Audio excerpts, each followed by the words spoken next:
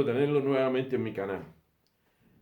Me parece muy bien que podamos continuar con el curso de por qué se ensucian las calderas, lo cual es muy importante, muy interesante comprender.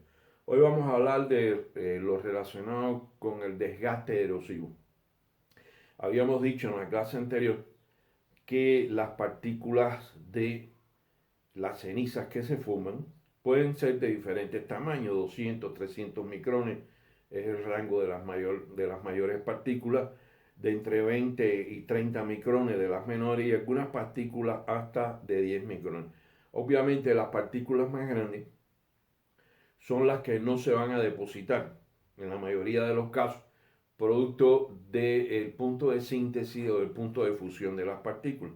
Pero sí son partículas que van a impactar de manera significativa sobre la superficie de los tubos y los van a ir erosionando y van a ir provocando el desgaste de los mismos, tanto en los tubos de la zona de alta temperatura como en los tubos de los calentadores o en los tubos de los economizadores. Esto pasa cuando se quema fuel oil, cuando se quema carbón, puede ser mucho más intenso en la mayoría de los casos, y esto va provocando que los tubos vayan perdiendo el espesor de sus paredes y dada la presión interior del agua, ya que son circuitos de agua forzada, pueden suceder que aparezcan determinadas piteras, como suelen llamarse pitters en sentido general, que provoquen la salida del agua hacia el paso de gases y provoquen un cambio térmico en determinadas zonas que puede llegar a ser peligroso. Cuando esto se detecta,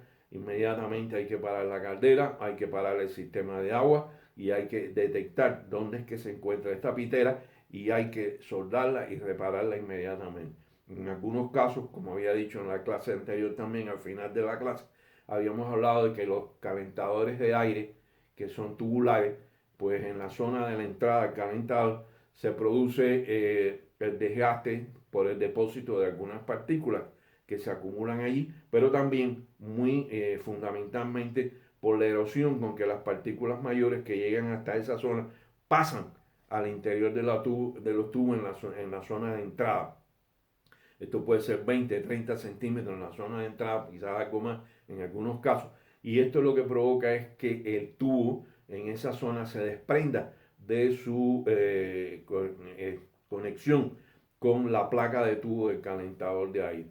Esto también es peligroso porque lo que va es poniendo fuera de servicio el calentador de aire y llega el momento pues tiene que ser cambiado. Por supuesto hay posibilidad de taponar los tubos como se hace en otros casos, pero llega el momento que esto el 10-20% ya es demasiado y tiene que repararse el calentador de aire.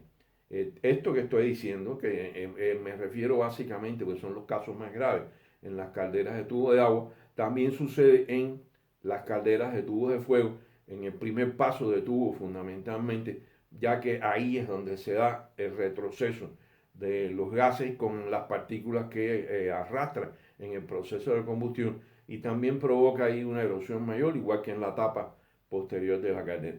Vamos a ver muy rápidamente cómo se comporta esto en las calderas en sentido general.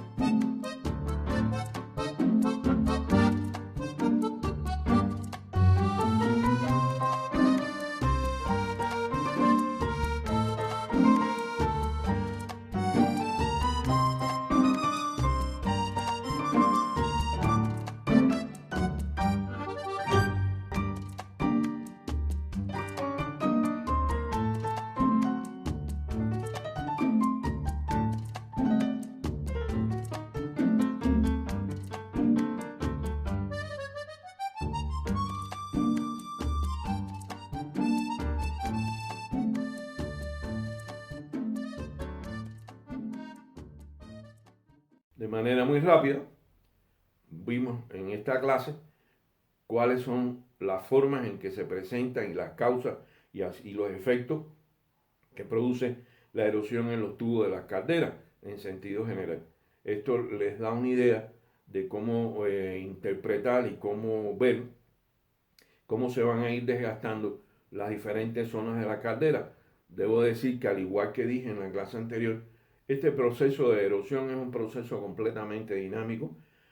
No hay un padrón que se pueda seguir para que las partículas se provoquen el desgaste erosivo siempre de la misma manera, sino que esto puede en algunos casos trabajar sobre unos tubos, en otros casos sobre otros tubos, en otros casos determinadas zonas más atrás de los tubos de alta temperatura en las calderas, y no puede haber un patrón porque es un proceso completamente dinámico que se va produciendo a lo largo del funcionamiento de la caldera y que va incrementándose este desgaste también con el tiempo de trabajo de la caldera. Hay una fórmula en el video, la pudieron ver, cómo se calcula el desgaste potencial de los tubos, y esto es importante para que lo puedan ustedes evaluar y calcular cuando sea el momento. Hasta aquí lo que quería expresar en esta clase. Me dio mucho gusto estar de nuevo con ustedes. Repito, mano arriba si les gustaron las clases, mano abajo si no les gustaron, no pasa nada, es así como tiene que ser esto. Pero como quiera, suscríbanse al canal, me da mucho gusto volverlos a ver. Les deseo lo mejor, les envío un fuerte abrazo y nos vemos en el tema 4. Hasta la vista.